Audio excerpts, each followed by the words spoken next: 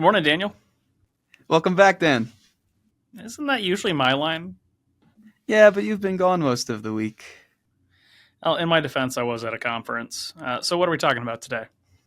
The cost of hiring staff, valuing a business, retirement benefits for business owners, and I think we're going to squeeze in succession and transition planning.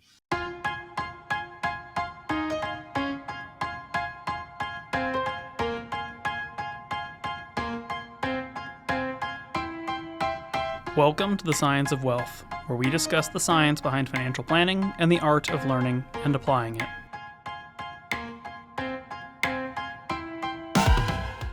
Okay, well, I guess we will have to talk fast this morning, but that's pretty easy to do.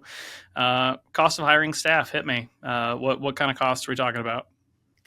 Sure. So, first and foremost, I want to read a quote that says, ultimately, growth is not a business decision in my eyes, it's a mandate. And that's a quote from one of your blogs from October 24th of 2023.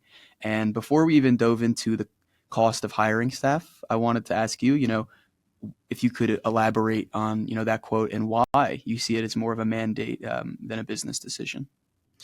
So, growth is something that is going to happen in any successful functioning business because the results compound upon themselves, right? You do good work for one client, that client tells other people, those people come and express interest, you do good work for those people. So you're likely to see an increase in interest and volume over time if your product or your service is strong. But then also, the world is constantly a changing thing, right? Inflation happens, supply and demand chains change, technology improves. And so you could start a business with the intention and the aspiration of always being solo, always being just on your own, so on and so forth, where growth might not take the form of hiring people or of expanding your headcount or your staff, but it may take the form of steadily improving the ratio of costs or revenue to the number of clients you serve. So, let's say you're a lawyer and your first year, you'll just take anybody. And so you work with 30 or 40 different clients on 30 or 40 different cases, and you're charging, $250 an hour. And you want to stay solo. You don't want to hire people. It behooves you then the next year to say, hey, I'm going to try to reduce the number of cases I work on, but I'm going to raise my hourly rate to make up the difference. There's an expression out there, and I get a chuckle out of it every time I hear it, but essentially the expression goes, if you doubled your prices, you'd lose half your clients. And then do your math and realize, oh, you're going to have the same amount of money for half the work. So growth is sort of a natural state for any business that is successful, that is well run, that is providing a good quality product or service. Plenty of businesses fail, so there's always an issue there. But if you have a business and you are doing it well through no fault of your own, don't be surprised if the numbers keep getting bigger and bigger and the demands on the business get bigger and bigger, unless you're being very conscientious and deliberate about avoiding scope creep or growth of the practice. Okay. So, naturally, you're going to grow, and sometimes when you grow, that requires, hiring additional staff and headcount to help you with some of those tasks. So, for me, not a business owner, the first thing that comes to mind is salary. You are going to pay this new individual a sum of money, and that's the cost or expense you're going to incur from hiring them. But in addition to that, what else am I missing? What other expenses are you going to incur when you hire a new employee? I mean, obviously, the hourly wage or the commission rate or the salary is going to be a big factor. Right away, you need to throw another 7.65% on top of that for payroll taxes.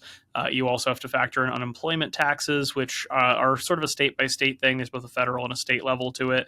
But I'd say, depending on the state that you're in, you should expect to probably spend an extra $1,000 to $2,000 per employee on that, just based on sort of how the calculation works and again what state you're in and so on. That'll often be a front-loaded cost, so you'll end up paying that off over the first couple of weeks or months of an employee, depending on what their pay rate is.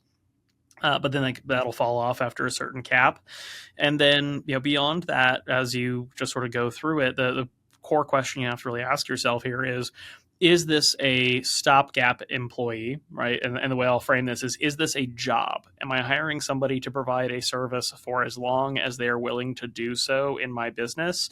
And they are largely replaceable and interchangeable. So, I might be hiring a cashier, I might be hiring a front desk person.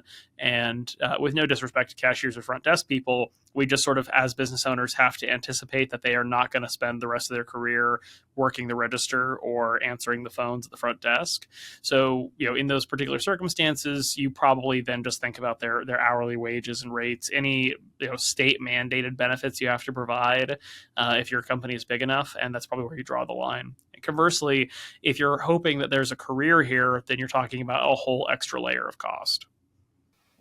Okay, so let's for this conversation stick on the career track. What are some of those additional costs? Are you thinking about things like training and salary and benefits? Training is part of it, but let's even just start with sort of the pure economics here. So let's say you're going to have a position and it's going to pay, call it $100,000 a year, which is sort of a high number maybe for a first hire, but it depends on the role. But I'm really just going to use it to make the math here a lot easier. You should expect again that 7.65%, so $7,650 in additional payroll taxes on that person. So your $100,000 salary is now 106,000. I'm losing my math here. 750. That number is wrong. Oh well, I'll live with it. Uh, you're spending, call it 107,000 on this person, and then you are then going to look at benefits. Okay, now there are benefits that cost money, and there are benefits that create opportunity costs. So let's talk opportunity costs first here. This would be your leave policies, your PTO, your vacation time, your sick leave, your maternity, paternity, military service, jury service, etc. policies. If your business is the type of business where effort goes in and money comes out, these do have a direct opportunity cost because if you're, let's say, an hourly accounting practice, for every hour this person is on leave and you have to pay them, you not only are not making money, but you're also having to spend money. So there's a net negative to these policies, and you have to account for that in the costs. But if you're a recurring revenue business, so if you're a financial planning firm that does investments under management or subscription fees, technically speaking, when that person leaves, it doesn't cost you anything additional. You just have to reorganize your workflows and your team. Now, if you have enough work, you might have to hire somebody temporarily or backfill, depending on the period of leave, but there's no direct out-of-pocket cost because the revenue is still coming in to support that position while it's currently not being productive. When you get then over to hard dollar benefits, the biggest thing that I think about here in terms of compensation philosophy is how necessary is the benefit? So take something like health insurance. It's essentially a must in this country. You can find little niche cases where somebody doesn't need health insurance, or maybe they're married and they get it from their spouse. But generally speaking, you should be expecting that you're going to pay for health insurance or provide some degree of health insurance, because if you don't, what you're tacitly telling your employees is either get it somewhere else or pay for it on your own. And so that becomes a net negative to their take-home pay, in the sense that, if you have to pay the $400 a month or they have to pay the $400 a month, right, that then means that they are making more or less $4,800 a year based on just that particular policy or that particular cost. And so that can be a material impact to your employees.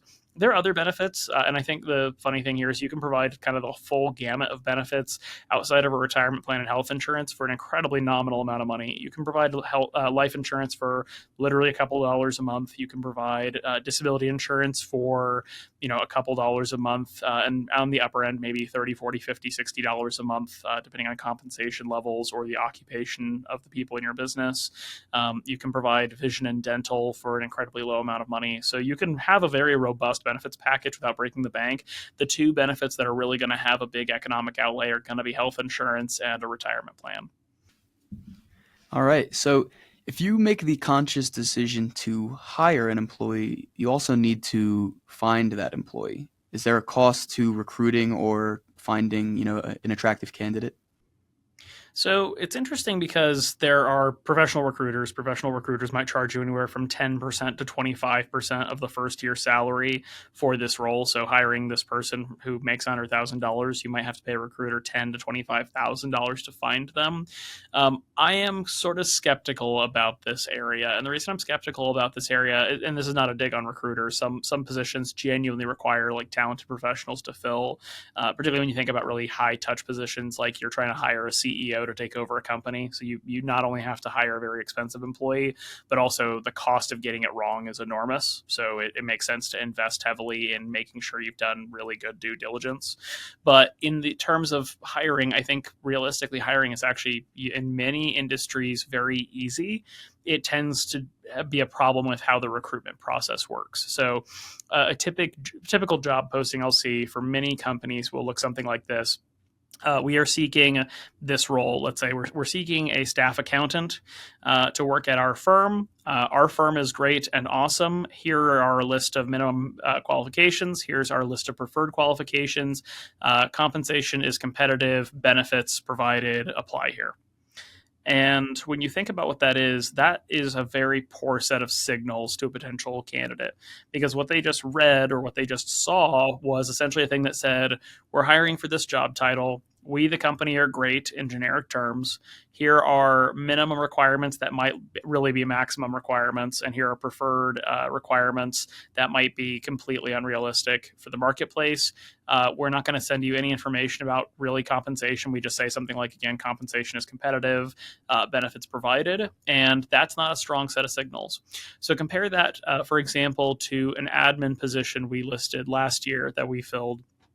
The position listed out, here is the position, the nature of the position, right? It's a low to moderate effort position because it's administration in a financial services office. You're not going to be breaking a sweat. It is a great fit for somebody who is currently pursuing concurrent education or who is looking to get their first set of experience in the financial services industry. Here is a list of the basic responsibilities of the position, and they are not super duper high thresholds by any means, right? Watering plants, checking the mail, answering the phone, taking notes, not hugely difficult things. Here are our minimum requirements. And minimum requirements were literally high school diploma, speak, read, and write English, ability to lift 25 pounds. That's it. That's all we asked for. Preferred qualifications, prior experience in financial services or prior experience in customer service roles and positions. And then beyond that, compensation. Here's the salary range explicitly stated. Here are the benefits laid out point by point. Here's the health insurance. Here's the life insurance. Here's the disability insurance. Here's the vision. Here's the dental. Here's all of that. Here's the leave policy. Here's the vacation policy. Here's the sick policy. Here's the maternity, paternity benefits. Here's a copy of our compensation guide and our benefits guide. Here's a explanation of our career path and our career track. Right. And then at the very bottom, just a little blurb. Hey, we're a family financial planning firm in Longmont, Colorado. Okay. Think about the difference in signals there, right? The first job posting essentially said, we have a lot of demands of you, and if you apply, we can talk about rewards. The other job posting essentially said, hey, almost anybody can apply for this position. The compensation is significant and detailed, right? And by the way, this is a great fit for people who might worry that it may not be a fit for them because they don't have experience or are not, really, really well tenured people in this particular field. We'd prefer experience, but we're not requiring it. It's not a necessity. So back to your core question, right? Like, what are the costs of hiring? If you have a really strong set of signals, not very high. Posting to platforms like Indeed or LinkedIn can be essentially free or incredibly low cost. Sharing it with your network, incredibly low cost. It only gets very expensive when either A, your signals are weak, right? B, your signals are strong, but your ranges are inappropriate, right? So you're trying to hire somebody with 5 years of experience at entry-level wages. C, and this is the more challenging part, you're in an undesirable area, right? We live in the middle of nowhere, Nebraska. Okay, you're just going to have a hard time because you probably don't have a local qualified for a lot of the work you might be trying to fill, and so you're going to have to attract somebody to move. So now we need to really overcompensate to make that shift make sense for those people. And then finally, you can utilize a recruiter, you can utilize specialists. Some of them are out there, are great at what they do and can really help with it. But I think in many cases, you are going to end up overpaying for a recruiter. And it's not that they're overpaid, personally, it's not that their work isn't worth it, but you're overpaying relative to the cost of just getting basic hiring fundamentals right. That's excellent. I remember vividly when I was applying to this position, one of the things that stood out to me was just apples to apples, comparing it to other financial planning positions. The job description was just considerably more descriptive than the rest of them. And I remember just appreciating that, being a individual looking for a position out of school, a lot of these positions are, salary commensurate with experience is the big phrase out there, and it's frustrating, for a lot of folks because they just want to know, hey, is this something I can pursue or not? And it's very frustrating to see a lot of that, and I definitely appreciated the fact that you outlined it in a lot of detail. I do have one final question on this topic here. I do want to wrap it up, however. So say you hire an employee and it's, a long-term investment you're making in this individual. You're excited about them starting, they seem like they're a really great individual, but then they start and, it's not what you expected. Maybe they're not performing up to your standard, or they're just not the person you thought they were. How long of a runway do you give them before you start to have a conversation with yourself on, maybe I made a bad investment and I need to reinvest into a different person? So you need to be very clear in your communication. I think one of the number one mistakes managers and leaders make is doing reviews on an annual basis and in arrears, where essentially we hire somebody and we have feelings, we have thoughts, we have kind of critiques and feedback, we have things we'd like to see them improve, and we save that all up for a conversation at the end of the year. Also, it happens to be around the time we're setting budgets and giving raises, so on and so forth. Nobody does a bad job intentionally, right? And I'll point out the obvious exclusion here. Right? There are just some people who are malfeasant, bad employees, and that's its own thing. Nobody who's showing up to work with a good attitude and who wants to grow in their career is doing a bad job on purpose. So, as an employer, if you have an employee who's not meeting your expectation, you do them no service and you do your firm a disservice by failing to communicate those expectations. I think a really good rule when it comes to employees is if you have a conversation about an employee, right, whether it's with a coworker, a colleague, one of your other employees, and you're sitting there and just going like, yeah, this Daniel guy, I don't know if he gets it, right? He's just not clicking. I'm just not sure that he's the right fit. The problem is that a lot of people will have that conversation and internalize it, and they won't say anything to the person. They won't go to them and say, hey, listen, I've had a conversation. I've been thinking about it, whatever it is, about your performance in this area, right? And I don't think you understand how to do this job, or I don't think you're, completing things in a timely manner, whatever the problem is. And so here's what I'd like to propose or do to support you in this to be more successful at it. Okay. So the balance here is you do really have to lay out the path for an employee to be successful, because if they're doing a bad job, they probably don't know they're doing a bad job, right? Or if they're not being successful, they probably don't know that they're not being successful in it or not meeting your standards. So you need to communicate that and support them, whether it's via training, whether it's via direct interventions, or whatever is required to help them in that. But the trick there is you can tell them once and try to realign expectations. If it fails to improve from there, you can set a more strict, like, here's what I need to see from you standard, right? I need to see X metrics met by this time. But then at that point, you have to ultimately accept that all failures on the part of employees tend to be failures of leadership, right? It's a failure to train, it's a failure to educate, it's a failure to empower, or it's a failure to set reasonable expectations. And if you get to the end of the line and there's just no improvement in that area, then at that point it makes sense to look at it. But I think you have to be a little bit more patient than you might otherwise expect. But I'll put out one sort of final thought on this, which is I think any tenured manager or trainer can tell the difference between somebody who's trying and not succeeding and somebody who's not putting in any effort. If you have the former, right, some person who's trying and not succeeding, really communicate, really work with them, try to get them to a place where they're successful, and you'll reap the benefits of that. If it's a person who's just not putting forth any effort, cut the rope faster, sooner than later. Don't drag your feet on it. Don't torture this person and yourself by holding on to somebody that you have every confidence is not going to be successful. Yeah, I think once upon a time I heard a quote that said, take your time in hiring. So hire slow, make sure you hire the right person, but hire fast if, they're not meeting your standards and you've communicated everything well already and are still not receptive to the feedback. So go on. Oh, I was just thinking about when I worked at IBM before as a financial planner.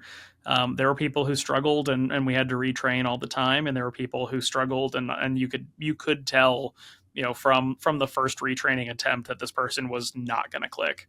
And it was painful on everybody's part to then have to spend the next several weeks or months essentially playing the hoop jumping game to make the decision to let that person go or convince their manager to let that person go, which, by the way, is not a fun exercise. It's not fun to be the party of, hey, fire that guy. Because you are a villain in somebody's life when you do that, but you have a responsibility to the organization, to the broader team. And I think the impacts of letting a poor performer hang around for a long time are broader than just their lack of productivity, because the people around them can see it and feel it. So moving on here, we charge 0.5% of net worth on an annualized basis for our ongoing financial planning engagements. Because of this, for some of our small business owner clients, we do some very light valuations to give them a quote for their respective net worth. Whether it's your own business or you're valuing a potential business to buy, valuing a business is tricky. There are multiple ways to go about it, some of which are more effective than others for our industry. But for someone who does own a business or is looking to invest in one, what are some of the opportunities, or not even opportunities, some of the ways they can go about calculating what their business is worth? I think there's a couple of very, very basic, very rudimentary rules of thumb that can be applied here. And before I start talking about those, I'm just going to hold up a little white flag in the direction of my professional business valuation experts, the CPA firms that do this type of work, and so on. You're all amazing. You all are gonna tear out your hair here over the next couple minutes as I generalize quite a bit. Please keep in mind, I'm just generalizing here. These are just things that people can use to get an approximation, but full recognition and acknowledgement right at the start that when it comes time to really sell a business and get serious at selling a business, evaluation is absolutely appropriate when handled by a professional, and that needs to be done. So with that disclaimer out of the way, I think a couple of ways to approach this. Number one, if the business is transactional versus recurring. So, for example, Netflix is a recurring business, right? Every month you pay a subscription. You have these unlimited contracts that go on forever. You can raise your prices unilaterally occasionally, and you'll gain or lose subscribers in that model, but you can comfortably say that there's going to be X millions of dollars of revenue coming into the business every day. Conversely, something like a coffee shop is transactional. Right, you may have a very steady, healthy flow of customers. You build models and predictions based on sort of the number of cups you sell every day of this and that and so on, and you hire people and give raises and make investments in the business based on those expectations. But there's no contract that you can make with any customer that expects that they're going to walk in every Monday, Wednesday, and Friday and buy a vanilla latte. So it's a highly transactional type of business. You have to figure out very quickly how much of your revenue is transactional versus recurring. Okay. When it's transactional, that's going to result in a significant discount of the value of the business. It can still be very valuable, but it would not be nearly as valuable as if every customer was on subscription, was in a contract that created recurring revenue. So that's just one factor to account for. In the financial planning field, for example, transactional revenue is often valued at something like a quarter or half of 1 year's revenue. So, if you do $200,000 of sales in life insurance, that might be valued at $50,000 to $100,000, versus if it was $200,000 of investment advisory revenue that's ongoing and recurring, that might be valued at something more like $400,000 to $600,000. So there's a substantial difference in the multiples around profitability. The other thing is to just contemplate how much of the value of your business is in its physical, tangible assets or its intellectual property versus its ability to generate revenue through ongoing services. So let's say you have a construction company and you're a big construction company. You've got all the bulldozers and the backhoes and cranes and all that sort of stuff. A huge portion of your value is just going to be book value. How much, if all the staff and employees were taken away and the company was just for sale on an auction lot, how much is all the stuff worth? So that can kind of create a hard floor value, right? The tangible assets are the tangible assets, and they have sort of a concrete value. On the other side of that, right, if your business is much more service oriented, then we're probably looking at valuation much more heavily based on the streams and flows of revenue and the ratios of direct expense, what we pay staff to deliver the services, the ratios of overhead, right, the cost of the office and the software and the lights and the insurance and and all that sort of stuff, and how much profit flows through. Because to give you the example here, if I sell a financial planning practice for that's doing $1 million of revenue for a 2x multiple, so $2 million, and the net profit of the practice is, let's say, $400,000, on an annual basis, then I can reasonably expect that I'm going to get my money back after 5 years, plus or minus the cost of financing for that transaction. And that, so long as we retain the staff, retain the clients, and continue to provide the services, that's a self-funding transaction. But if I buy a life insurance office that's doing $2 million in commission sales a year, that's great. It's the same amount of revenue, but I don't have nearly the same level of surety that we're going to continue to get the same sales and bring in the same number of customers to sell those policies. So again, that transactional versus recurring element is important. And then the dynamics of where the value in the business comes from is really important. For our purposes, we tend to be very, very conservative in our valuations. We tend to just look at balance sheet value and then really probably no more than 1 year of recurring revenue. And if it's a transactional type of business, half of a year's transactional business as far as revenue goes. So that's going to produce a very conservative valuation, but that's healthy for financial planning for a couple of different reasons. That's interesting. I wouldn't have thought of differentiating between transactional and recurring businesses for their different valuations. So, if you have a small business, is it something you need to do frequently, get the value or the business valued, or is that something you really only do if you want to sell? No, you don't need to do it regularly unless you're trying to engage in a particular legal exercise. So, for example, let's say we'll use a coffee shop example. You've got a coffee shop on one side of Main Street. Somebody else has a coffee shop on the other side of Main Street. You're both friendly. You both do a good business. You're not stealing customers from each other or anything crazy like that. But you both realize, hey, nobody in my family would want to run this coffee shop if I died. So we're going to have a conversation, decide, hey, we're gonna engage some attorneys and we're gonna go ahead and do a buy-sell agreement. If you suddenly pass away, I'll buy your coffee shop, and if I suddenly pass away, you'll buy my coffee shop, and we'll buy some life insurance to fund it and go through those sort of mechanisms. From that standpoint, the value of doing that really then creates an element where we do probably want to get a professional valuation of the business. But professional valuations are going to be expensive. We're talking $5,000-$10,000 at least to start, even for a small mom and pop shop or something like that. So keep in mind that it's not money you just want to throw out there every year to get done, because there's not such a huge return on it to make it make sense. But if you're going to engage in a legal process to create a potential transaction, you want to make sure you have a fair value in mind there. And then, as you start thinking about how you're going to have a succession plan, right? How are you going to retire? Are you going to sell the entire business?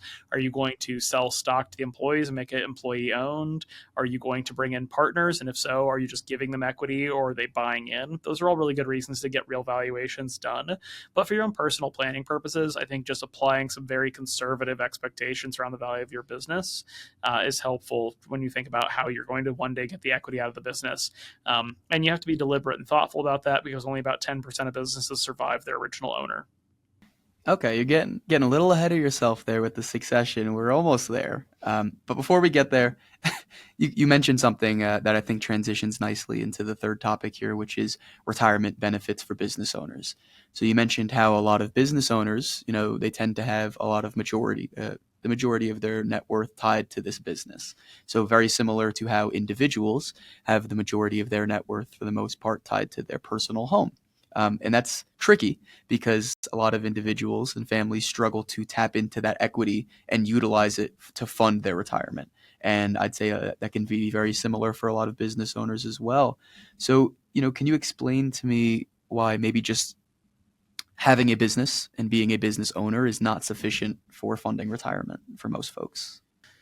Sure. So, number one, that statistic, right? Only about 1 in 10 businesses are going to survive the owner. A lot of businesses suffer from a couple of fatal flaws when it comes to the ability to extract value. Number one, almost any solo practice is going to be borderline impossible to sell, because essentially all the goodwill and value of the business is in the owner and the relationships and that they have with their customers and vendors and so on. So, let's say you're a great photographer.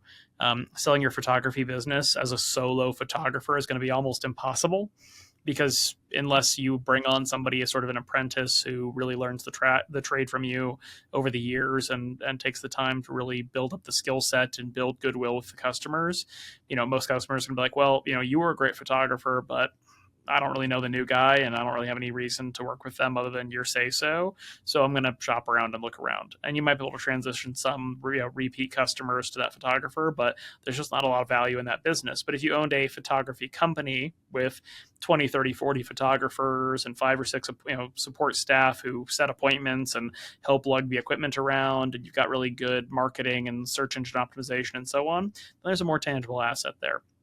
The other case can be regulatory. It's easy to sell something like let's say, a small construction business or a home cleaning business.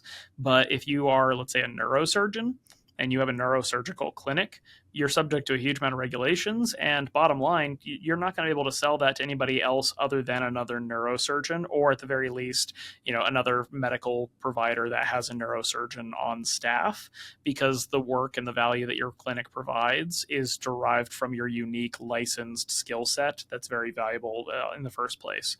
So there's sort of a challenge there where sometimes, just because of how valuable the skill set is, it can be very hard to transition. Past that, as you then get into things like just sort of the value of the enterprise, a lot of businesses run sort of out of the top of the head of the business owner, right? So it's a small accounting practice. You've got an admin, you've got maybe a junior tax preparer, and then the owner, who's also the senior. And the process for the firm is clients bring in their stuff and an organizer, and the junior preparer plugs in as much of the data as they can and then hands it to the senior, and the senior sort of ties it all up and gets the return done. That's a basic system and process, but the second you pull out the senior, pull out the junior in that scenario, that process breaks down. And so the lack of systemization and workflows that show that the business can survive past the original owner is a really big piece of the value puzzle.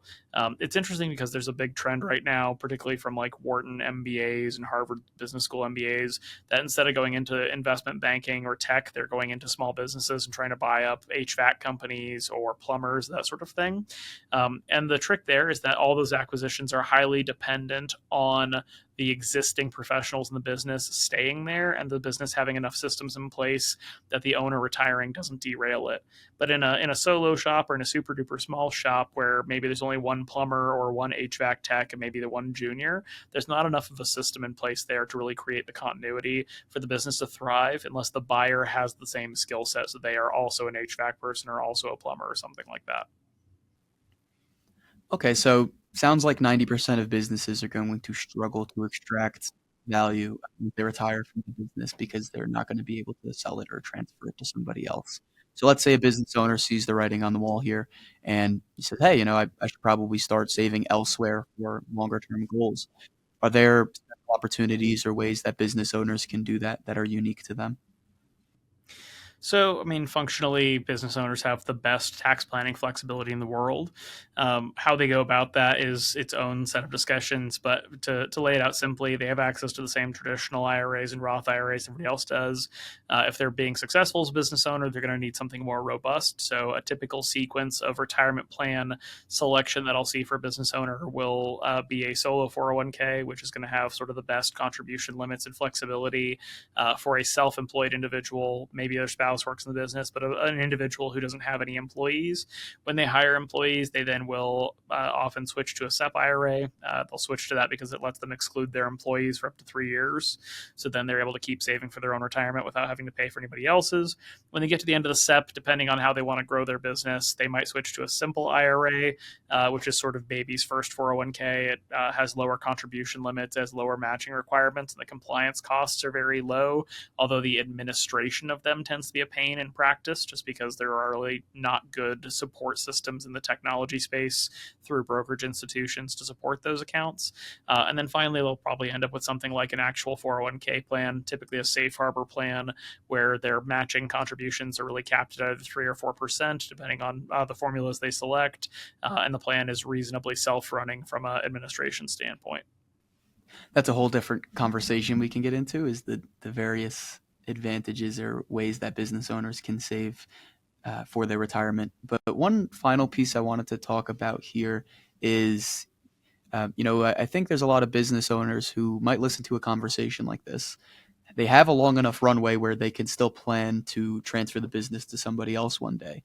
And they look at investing in, outside of their business, and they say, well, I know my business. I have this sum of money. If I, invested in my business, I can generate X return hypothetically, and that's a greater return than I would get from, say, SEP IRA or one of these other retirement vehicles. If you're a business owner, how do you navigate or have that conversation with yourself? Sure. I think a good example here would be an example I've actually given in lectures at the local college a couple of times. So our good friend, Dr. Chris McGilvray, has had me come in and teach his class when he was teaching Intro to Business many times, specifically around starting businesses and transitioning out of businesses. And I always used Dr. Chris as the example because Dr. Chris also happens to own a liquor store. So here's sort of the thing you can think about. Reinvesting in a business is one of the best high risk, high reward activities you can engage in from an investment standpoint because, the risk is very concentrated. It is the singular business entity, the singular business activity and enterprise. And conversely, then because the risk is so high, you should be demanding or expecting a much greater level of reward by extension from that. So if you're reinvesting in your business, that's great and wonderful, but that level of risk can't be understated. So Dr. Chris owns a liquor store, and the examples I would give is what if he no longer wants to work in the store physically? Now he has to depend on employees. The margins of the store would be squeezed quite heavily by trying to hire somebody in a management role to take over the day-to-day activity of actually managing the store, right? Buying the inventory, stocking the shelves, deciding who to hire and fire, setting shifts, all of that, because you can't fill that role for minimum wage. On the other end of that, there's also regulatory risk, right? In Colorado, we have a lot of protections for small liquor store owners, but in that particular example, right, all it takes is a couple of laws to be passed to open it up so that Costco and Safeway and King Soopers and all of them can sell hard liquor and beer and wine. It takes not too much legislatively to create a world in which you can get delivery from restaurants for alcohol and so on, where suddenly, sort of the micro localized monopoly you had maybe over your street or your neighborhood as kind of the only liquor store that's allowed to be there is suddenly being beaten via economies of scale by bigger companies. So it's one of those things where you can make the decision, hey, I'm going to reinvest heavily in my small business, and if the business does well, if the environment stays favorable throughout that time, then that's going to produce a really outsized return, much greater than you probably would have gotten by putting money in your 401k or your Roth. But comes back to the risk. How much of your wealth do you want to concentrate in this particular enterprise that is not only your source of income, but also your only source of significant wealth in that particular case, versus diversifying away from it and trying to spread out the amount of money that you have coming in from one source versus where you're reinvesting that money? I think thinking about the level of risk for the return you're taking on in this context is a really good point you bring up, and I think it leads nicely into the succession and transition planning that you mentioned earlier. So, as you said, almost 90% of businesses are going to have a really difficult time with this. If a business owner does want to consider selling their business at a certain point, how early should they start thinking about this and looking for somebody? I think they should be thinking about this at least a decade in advance. And that seems like a lot of time, but you're going to get the best bang for your buck in a succession plan by planning well ahead, valuing well ahead, and laying out a path in which you can perform an internal succession. An internal succession here would be hiring somebody, or bringing somebody in and saying, hey, over the next 5-10 years, we're going to get you trained up and prepared to buy the business or start buying the business out or becoming a partner of the business, so that that person has a lot of time to learn the business, learn the systems, learn the processes, and then you can let them use the profits of the business essentially to self-fund the acquisition, where they might take out a loan from a bank to give you a lump sum value for all of the business value or a big portion of the value, or portions being paid out over years, and then can steadily use the profits of the business to pay for that while still working in the business to earn a take-home income that they can actually live on.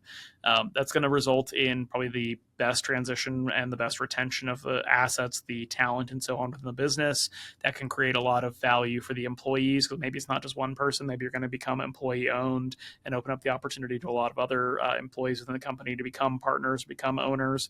And that's going to create a lot of goodwill within the organization, both for the employees and the customers of the business.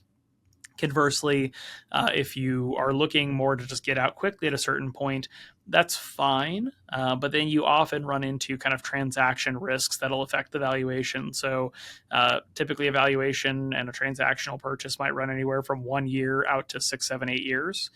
The faster you get your money, the less you're going to get paid for your business because now the buyers are carrying more of the risk. The slower you get your money, the more money you're going to be paid for the risk that the new owners drive it into the ground, or that there's an opportunity cost that occurs there. And so within that, you also will likely have higher transactional costs. You might have to hire a business broker along the way. You might have more financing costs that you're bearing some of the cost for, and the risk is protracted. So it's like anything, right? If we spend a decade preparing for this thing, it's probably going to go really well for us by comparison to something that we decide we're going to try to figure out in a year or two. So recently, you had me read the book G2 by Philip Palaviv, and it talked a lot about this succession. And I'm going to butcher the analogy a little bit, so I do apologize. But in the beginning of the book, there was a business owner talking about selling his business, and he said, I've built this beautiful painting, and I would love to, bring somebody in who can work on the painting and, continue to improve it. And another business owner said, well, the successor doesn't want to paint on your painting. They want to create their own painting, meaning, they have their own ideas and ways of doing things that are different than the way you do things. If you're looking for a successor, should you be open to them, exploring new things, or should you want to find somebody more in line with what you're currently doing? So I think somebody open to doing new things is perfectly fine, or somebody who wants to do it your way is also fine. Because if the business is going to be fully sold, it's not your problem anymore, right? So if you say, hey, today we do this net worth based calculation, we provide a really high touch service, but I'm buying the firm, and when I buy the firm, I want to go for high volume, lower touch. I want to serve more people but do less. Okay, you bought the business. That's your call. It's not my problem anymore. I think a lot of conflicts and issues with succession that can be caused by what you're describing are when it's sort of a partial succession. The partial succession being something where somebody says, "Hey, you're going to buy 30% from me, and I'm going to stay, majority shareholder, and I'm still going to get paid majority of the profits, but I'm going to start slowly retiring, and then maybe another 5 or 10 years down the road, you can buy another 30% from me." And so that creates frustrations on both sides because the owner has an incentive for the thing to be as profitable as possible and to just keep doing less and less work, and the minority shareholder here, or the junior partner, doesn't have any power, right? Like, they have an entitlement to profits, but they don't have the ability to make changes unilaterally. They can't fire the business owner out of the practice. They can't, even though they're doing a lot of the work, they can't push them out necessarily. They can threaten poison pills, right? If you don't get out of my way, I'm going to leave, or if you don't let me do this, I'm going to quit, or something like that. But that just becomes sort of the limitation. Interesting. And, I think one final point I wanted to touch upon here is, uh, obviously the succession is important, but do you think there's some businesses that shouldn't have a succession and are better off saying, when I'm done, it's done? I think if you are getting to the last minute decision that you're going to retire and you're thinking about how do I sell my business and you haven't done any of the groundwork, it doesn't hurt to sort of throw out the flag there and say, hey, I've got a small business. Anybody want to buy it? But I'll be frank, I've seen a lot of business owners that are solo shops that don't have systems and processes try to sell or really delay their own retirement in the hopes that a sale is going to happen. And the consequence that often arises then is they just sort of spin their wheels for a couple of years. I think if you haven't done the groundwork to sell your business and you don't have something of significant value, right? Your business is, let's say, only worth the income you take from it, and you only make really $30,000 or $40,000 a year doing it. It's probably just going to be better to just close up shop there and cut your opportunity costs versus really trying to find a buyer for this super duper small enterprise and going through all the heartburn and heartache of selling this thing to somebody and training them and transitioning it and so on. All right. I think we made up for a lot of lost time here, Dan. I appreciate it. Sure. But I'm never going to let you off the hook. So, Daniel, what have you learned in the last couple of weeks? What does our audience need to know? I might have said this once before, but it's something that I think has come up recently again, which is interesting. Is we work in an industry where we are expected to be experts in financial planning, and that puts I wouldn't it puts a stress or an expectation on you as the professional. However, that being said, there's been multiple times where my answer to a client is simply, I don't know. However, I'll find the answer for you.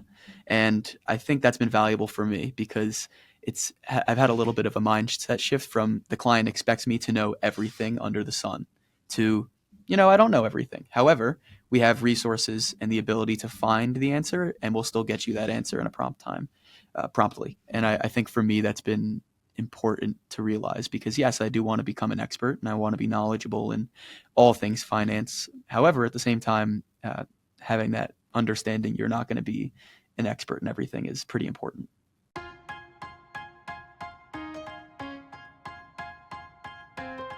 The Science of Wealth is produced by My Wealth Planners, a registered investment advisor in Colorado. The theme song is This Is Your Time by Dan Phillips. The podcast is intended for educational purposes only and is not investment advice or any other form of advice. Not all material discussed on the podcast is appropriate for every individual in every circumstance, so you should consult with a certified financial planner, tax professional, or legal professional as appropriate before attempting to apply any of the subjects, strategies, or tactics discussed on the podcast.